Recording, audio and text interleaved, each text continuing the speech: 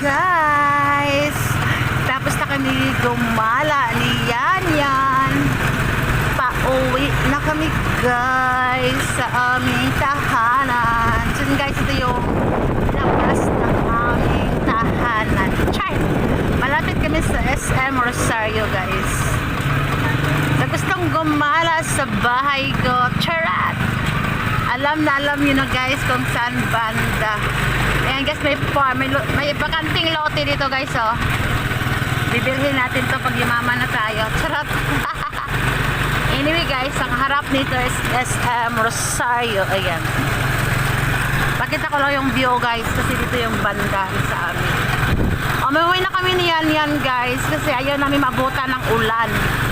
Hindi na kami nagtatagal.